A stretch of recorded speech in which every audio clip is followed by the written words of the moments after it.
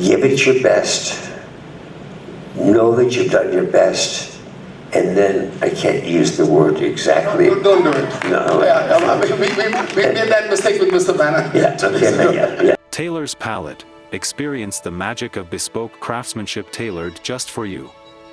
Measure now and enjoy your perfect fit in just 2 hours. Just 2 lines from Wall Street. Well, Oh, come on. all I remember is greed. Greed. Greed is good. I agree. And So my history in cinema, Michael, was very interesting. Since my mother comes from a small village, and we came to Mumbai by mistake. And every morning she would take me to watch the 11 a.m., the matinee show, even when I had exams. And I thought it was torture, but then I realized what cinema was all about. So my journey was very intense with my mom. I watched one film like Shirdi Ke Sai Baba. It's a religious film. I've seen it 7 times. She kept telling that this is going to change your life. I said, no, it's cinema. But she thought that we were going to pay respects to the God on screen. And that made me understand the significance of cinema on society. So just what has your journey been with your mother? well, I guess I have to divide my career into acting and producing. So I was fortunate in the last 2 years of my college experience at the University of California, Santa Barbara. And in the summer, I worked at a summer theater, and they have what was called the National Playwrights Conference, and they would develop new plays, and we were part of an acting company that would put on these new productions, these new plays. And so I learned the importance, because every actor is very self-involved. And all of a sudden it takes you being at a theater company where it's only about developing the plays to realize that you are insignificant. It's only the play, the material that matters. And so my experience those 3 summers left me with how important the material is. And that became the core of my strength for the rest of my career. So as a young actor, or even before I was a young actor, I had read in American literature the book One Flew Over the Cuckoo's Nest, which was a successful novel. One film? Memory, like something is said, something that stays with you, like when you wake up, Well, let's see, as an actor, I remember him saying the hardest thing to do is to be yourself. We always tend to want to make a character and everything. The hardest thing is to be simple, to be yourself. The most difficult thing is to listen. As actors, we're all ready to talk, and then we talk, and then we stop listening. So to listen, and he used to talk to me about, sometimes when somebody's talking, you look at them, you don't have to necessarily look at them in the eyes. You look at their face, you look at their mouth, you look at their ears, you see what they're doing, and it creates an interesting behavioral. So in that area, as an actor, he was very helpful. And as a producer, I guess his best advice was, give it your best, know that you've done your best, and then I can't use the word exactly. No, don't do it. No. Yeah, we made that mistake with Mr. Banner. Yeah, okay, yeah. And then screw it. Just do your best and then throw it away. Yeah. Put your best out there and move on. Yeah. And my father for me was my best friend, mentor, guru, everything. Every morning we used to walk at 6 o'clock and converse a lot. And the one thing he taught me is that we all strive to get somewhere. Like you make a movie, you want to win an award, you get into business, you want to make the billions and whatnot, right? But he said the biggest award and the biggest celebration of life is the fact that you're breathing and your heart is still beating. So never forget that being alive is possibly the largest celebration of life. So, my dad. What is harder for you, acting or producing? What do you prefer more? Or the complexities of it? I like to prefer acting, but acting is is very insecure. But when I first started acting, I didn't start acting until I was almost finished college, and I had terrible stage fright. Oh, and I'd go in the theater. I used to have a wastebasket off stage, and before I'd go up, I would get sick and then go out. I just had terrible. And then the first years as an actor, somebody told me, the camera can always tell when you're lying. Ooh, the camera can tell when you're lying. So the first few years, I was like a method actor, just being the makeup off, trying to get down to the reality of this. And then it wasn't late, and so acting wasn't enjoyable for me. It was a challenge to overcome my stage fright, to overcome. And then it wasn't really until like Fatal Attraction, I'm reading the script, I said, okay, it's a lawyer.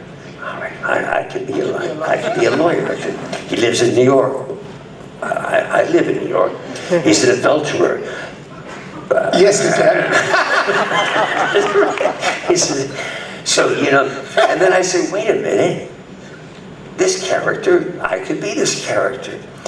And then this dawning came over me. I know it's so bizarre to say it now, but then I said, wait a minute, acting is all about lying. It's lying. You're just pretending. You're basically trying to convince a person, so you're telling lies. You're just lying to them.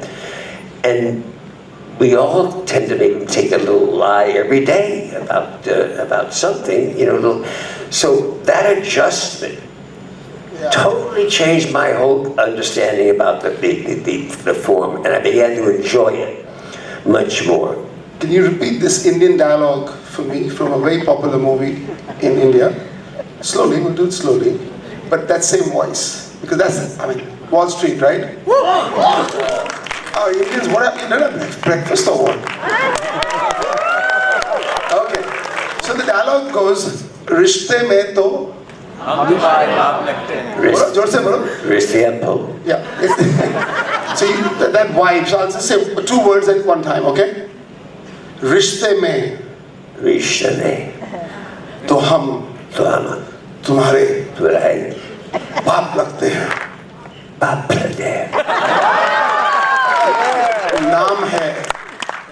नाम है. I heard you the first time. Naam hai. Michael Douglas.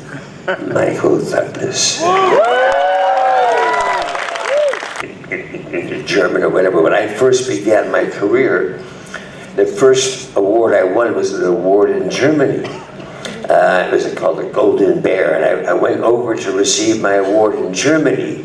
And Wall Street was actually a movie where I worked on my voice and the projection and all of that. But before that, I had a little bit of a thinner voice, a little higher.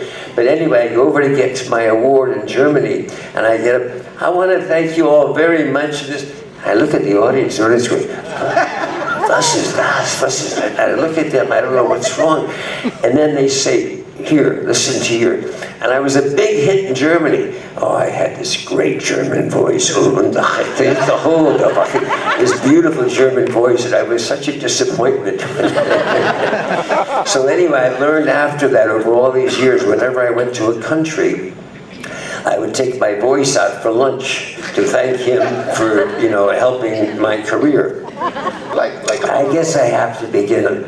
So I went to a screening of a movie in Hollywood. I'm in Hollywood. Actually, my father was there. We're somebody's home, and we're screening a new movie. They have screening rooms. Most of the Hollywood houses have screening rooms. And I'm seeing this movie called Zorro. I'm watching the movie, and I go, who is that? Wow. And I was a big fan of Julie Christie's. I think, a long time ago was the last person I really had a kind of a crush on. And I went, wow, she is stunning. And then 2 weeks after that, I was having to do a promotion tour in Europe, promoting a movie called A Perfect Murder with Viggo Mortensen and Gwyneth Paltrow. And we go to the film festival in France, the Deauville Film Festival in France. And what you do is you present your movie one night, you show it, then you give a talk. And I'm looking at the schedule and I see that Zorro is coming the night after our movie is showing. So I asked my assistant, can you find out if Catherine Zeta-Jones is coming to this thing and if I could maybe have a drink with her? And they gave that back to me, said yes, she is coming for one night because she's in the middle of filming Entrapment. With Sean Connery in the middle of filming that, and yes, we'd love to have a drink. Yes. So, And then you messed it up. I messed it up because I had just finished. Deauville was the end of my promotion tour, going everywhere off the thing. I'd finished the day before. I was all done. I go have a drink with her, and then Antonio Banderas is there with Melanie Griffith, and I did a movie with Melanie Griffith. They said, well, why don't you join us for dinner? I said, okay, yeah.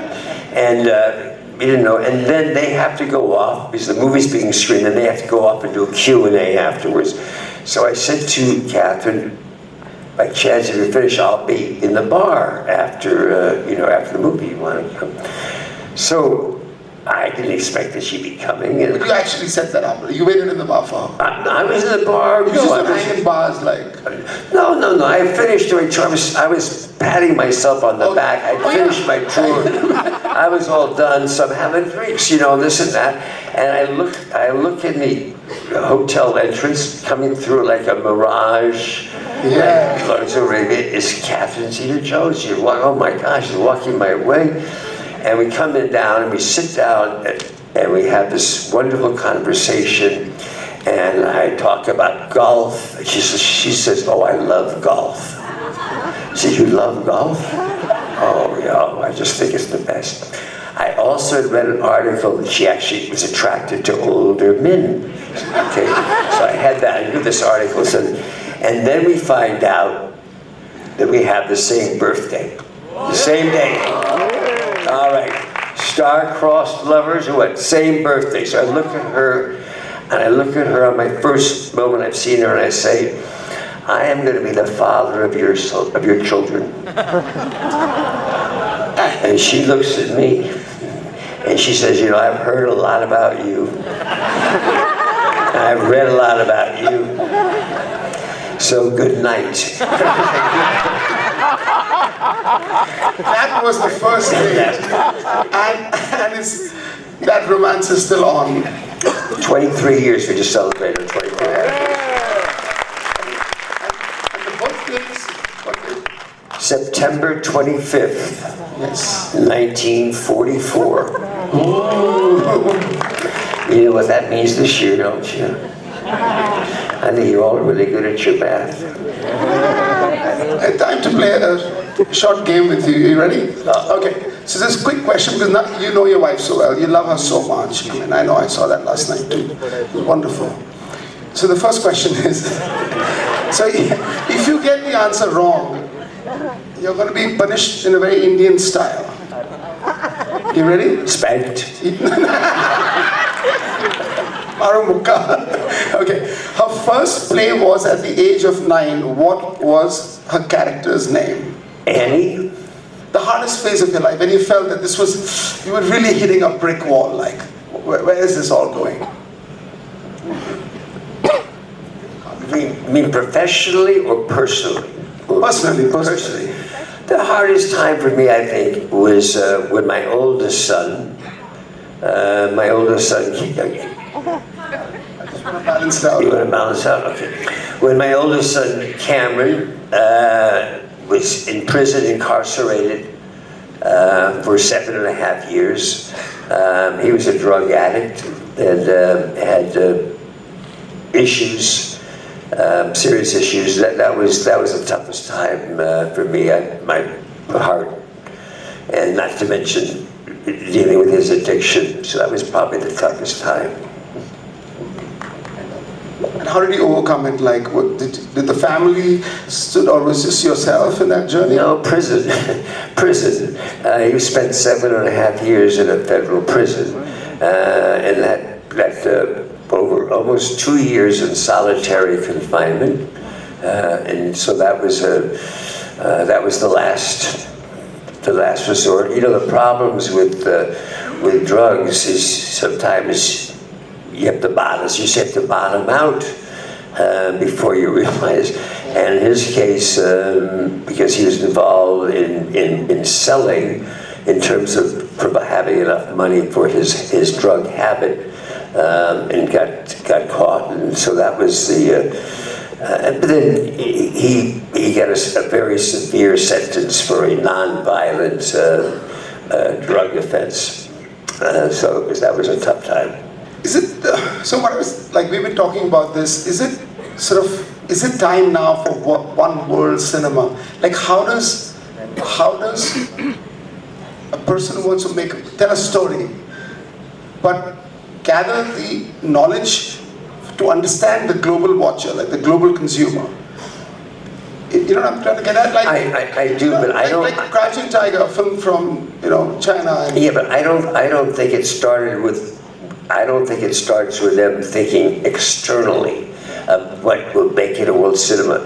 It comes about from wherever country you're in, good movie making, which is usually about something personal to your country, and then realizing that it has an international message to it. It's a little different here in India than most other places because you have such an extraordinarily large film industry. You make so many movies. You're the largest country in the world, 1,400,000,000 people. So the need or the desire to go outside of your country isn't there as much as other countries. You have those movies are being the latest, which was a big hit here, and also won around the world. But it's different, like in the States, for instance, with the movies we make, I was thinking how many directors I worked with that were foreign, whether it was Ridley Scott, English, we did Black Rain together, whether it was Paul Verhoeven, who's Dutch, we did Basic Instinct together, or I produced a movie called Face Off. You produced that? Yeah, I produced Face Off. That was with John Woo. John Woo's the director, Chinese director, right? So what happens in the States is directors from other countries come to the States to develop pictures. But everything is in the material, and you have to make it for yourself. And I realize, not think in terms of what will reach the rest of the world, but make it for yourself. And I think you see, we're seeing in South Korea, for instance, now the number of films in South Korea that are coming out. I don't know if it's happening here with Squid Game and a couple of the others. So it's hard to say for India because they're very comfortable within the distribution within their own country, not having to worry about trying to get a picture outside. The best organization in concept that we have for dealing with worldly problems and with their court and everything else. This is such a tiny planet. It's such a tiny planet. You look up into the sky in a great night, you look at the millions and billions of stars that we've yet to find anywhere else that exists. How can we not understand how precious this tiny, tiny planet is, even though there's 7.5 billion people? And I had a lecture, I remember back at the university, by a man named Buckminster Fuller. He was a writer, and he had a book called Spaceship Earth. And he thought of Earth in terms of the size of a spaceship. That's how tiny it is. And that's how we have to begin thinking about it. And we have to begin, and I think that this younger generation is going to do a better job than any of us in dealing with what is the most important issues in the world. And I see the mistakes that we've made in the United States in terms of capitalism. I love democracy, but I think that the capitalistic influence of making money is far overreached. In other words, we have such a small, and this is happening in a lot of democracies, a very small, wealthy population, and then a large class, and the middle class, which we all hope and dream to reach, is having a rough time making ends meet, at least in our country, which is called hostility. So I'm very optimistic about Gen Z, and I think we're going to really need them because there's a lot of conflict out there still.